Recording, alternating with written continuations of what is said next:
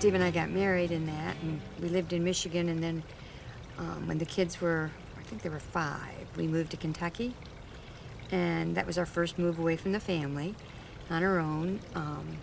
We had a lot of good times in Kentucky. Probably one of my favorite places that I lived. We had a beautiful, beautiful house.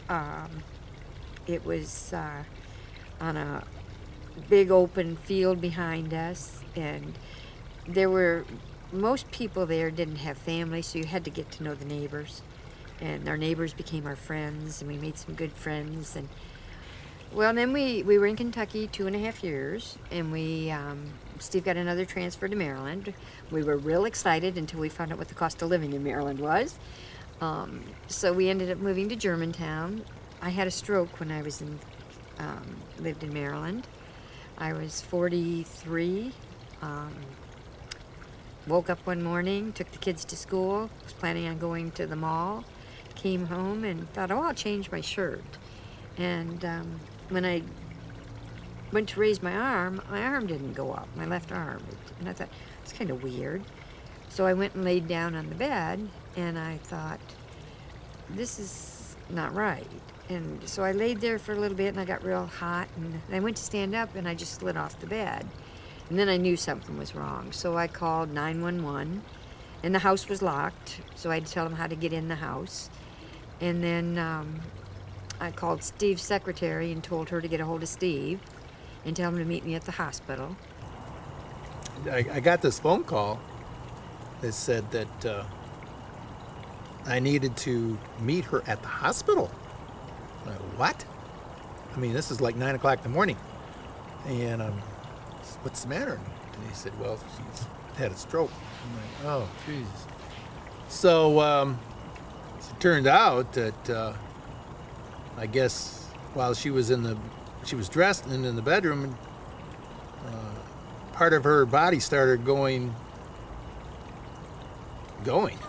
losing feeling in it and wouldn't respond and all that. And then fortunately, she was able to be astute enough to call 911 before she reached the point where she couldn't call 911. So I guess the ambulance and everything had all taken place before I ever got to the hospital. And it wasn't good. And I remember him meeting me there, and I remember them saying to me, you've had a stroke. And it was probably the biggest shock of my life, because I thought, they kept saying all the way to the hospital, do you have a headache? You sure you don't have a migraine? Do you have a headache? And I said, no, I don't have a headache. Well, I ended up completely paralyzed on the left side.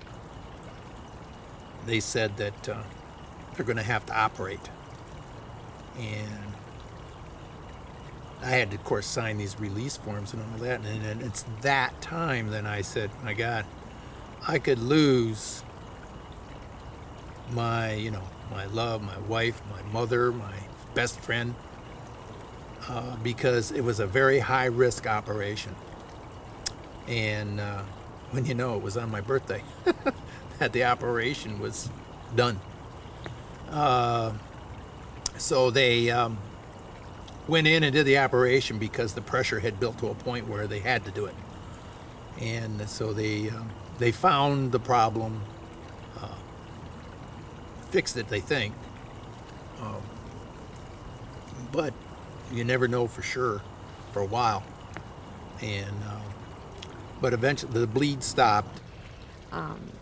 And it was 6 weeks of intensive, therapy in the hospital, and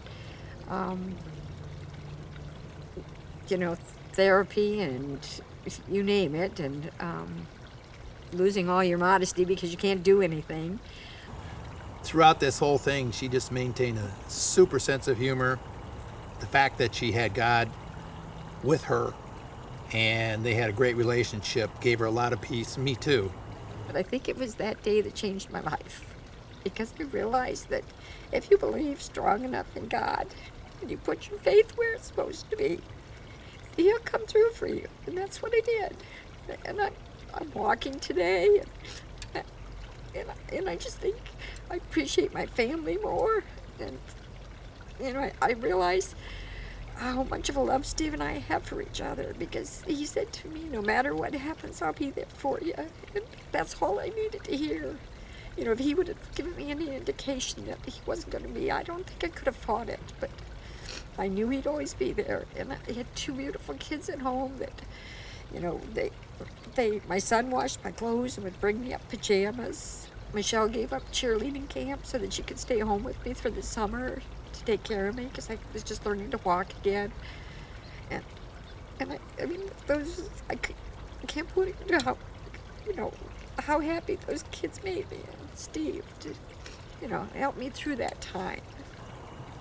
I don't think they ever realized that they had a very good chance of losing her mother. But I never discussed that part with them, because I'm not going to worry them with something that we don't know yet. And so they ended up helping out really good. The three of us, took care of her and ourselves, and eventually it all worked itself out. And she got pretty much back to normal. And the only time you can see a difference is if, like, she got tired. And certain things started to shut back down again, but she was okay. And I'm glad today that I'm okay. You know, I think that was why I fought so hard. You know, I had a reason to fight. And my family, my extended family, my mother and my dad, they hopped on a plane. They were down here, you know, to help take care of the kids. My sisters, you know, they came. You know, everybody. I have a neighbor that I didn't even know that was a friend of Michelle's girlfriend that, you know, pitched in with the kids, taking them when they needed to go. And today she's my best friend. I mean, it's amazing when things like that happen. There's a reason for them. And I just think it's made me a better person. It makes me realize that, you know, the value of friendship, value of family. You know, I hope that my kids realize how much I appreciate them for it. And I hope Steve realizes how much I love him for it. I knew I might lose her, but after the operation, I had convinced myself that this is going to work out. And I guess I'm a bit of a fighter, helper, take care of person, and I just knew that I'd have to step in and take care of all of the stuff that she had been doing and keep it all going. Oh, without a doubt. The first thing I thought about was, gosh, am I going to be able to be a wife to him anymore? Am I going to be able to take care of his kids? Am I going to be able to fix him meals? What am I going to do? Am I going to be able to clean a house? Is he going to have to push me around in a wheelchair all my life?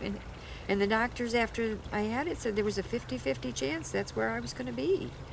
And, you know, when you're looking at those odds, you know, the only thing you can do is put your faith in God and just say, if I believe strong enough, it's going to work. It'll work.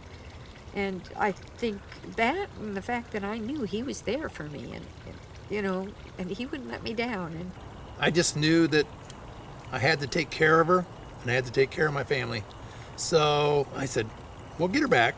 We'll bring her back. And the kids were real good about it too. So we worked it out from there. You know, he was so good with those kids. When, you know, Jeff was in college, Michelle was in high school, and, you know, here he is with two, you know, kids that he's got to do everything for, you know, and every night he came to see me in the hospital. There wasn't a night that went by that he didn't come there and sit there, and if it was just to hold my hand or to, you know, tell me things were going to get better, and, you know, tell me what the kids were doing, or just kept me in touch with everything. How'd that make you feel? Oh, wonderful, wonderful. It gave me a reason to live. You know, it was the reason to fight. So I think, you know, I thank him for it.